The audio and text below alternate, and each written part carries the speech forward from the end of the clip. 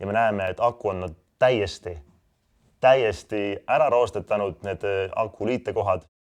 Me oleme täna kokku kogunud mõningad väljavõtted meie tehnikute pikast ajaloost läbi siis võib öelda 4 aasta masinatest, mis on tulnud siia, millel on vesi sisse läinud, mille tulemusel on midagi juhtunud, üldiselt halba.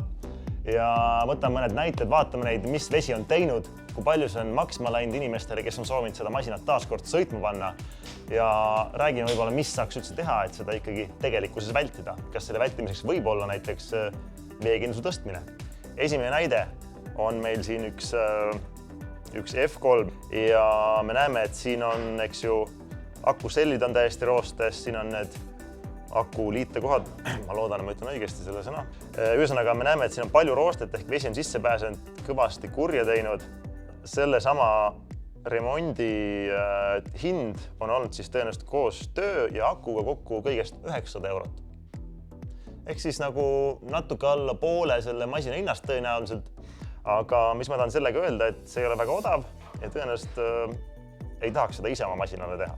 Siis on meil siin järgmine näide näiteks üks Heatvow aku, mis on tublisti väiksem, nagu me näeme, aga jällegi vesi on sisse saanud ja vesi võib sisse saada tegelikult täiesti erinevates kohtades. Ta võib tulla platvormi alt, platvormi külgede pealt, mõningal juhul isegi platvormi pealt, see oleneb hästi sellest tõukeratta kerest, selle ehitusest, kus aku paikneb, kas ta on pandud platvormi üles kinni lastud või ta on platvormi all, et vesi tuleb sisse ja siis ta lihtsalt leotub seal mõnusalt, kuniks mingi jama juhtub. Me näeme, et selle Heatvow aku vahetus maksis 500 eurot. Ma täpselt tean, mis mudel see oli, aga Heatvow'd on hinnavahemikus 500 kuni 1000 eurot ehk see võis olla ikkagi pool, võib-olla isegi rohkem sellest toote hinnast ehk jällegi väga kallis. Siis on meil siin üks näide Gepard Retrost.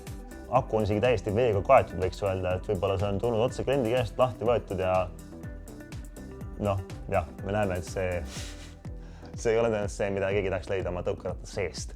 Ja on näha, et tööraha pluss aku on läinud 200 eurot, jällegi väga suur osa sellest tõukeratast.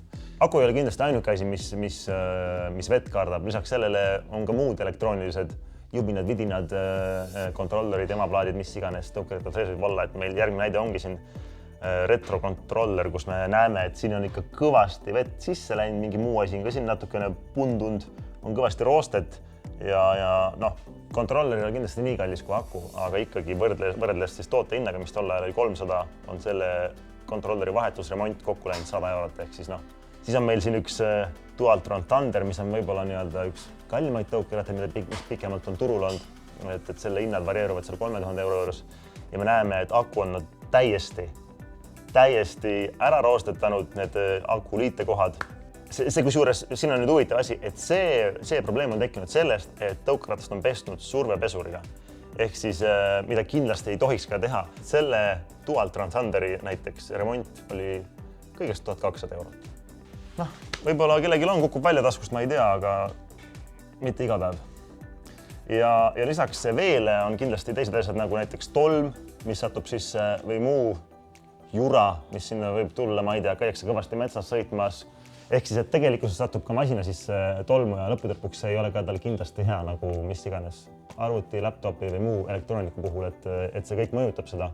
Ja just selle sama kõige pärast, mida ma siin praegu rääkinud olen, me pakumegi Voltride'is sellist teenust, nagu on veekindluse tõstmine, ehk me muudame selle masina sulgeme ta hermeetilisemalt, kui ta originaalis tehasest tuleb. Me ei saa küll sellega anda 100% garantiid, et kõik probleemid lahenevad, aga me vähendame seda muret, et kui midagi juhtub, siis, või kui te satute vees sõitma või vihmas või lompidest läbi, siis teie murekoorem on kindlasti kordades väiksem, sest et me oleme ikkagi enamuse võimalikke allikaid, ohuallikaid sellega ära elimineerinud. Kui on soov sõita ajal, mil ilm ei ole nii soosiv, päike ei paista, tänavad ei ole kuivad, siis kindlasti oleks veekindluse tõstmine üks asi, millele mõelda.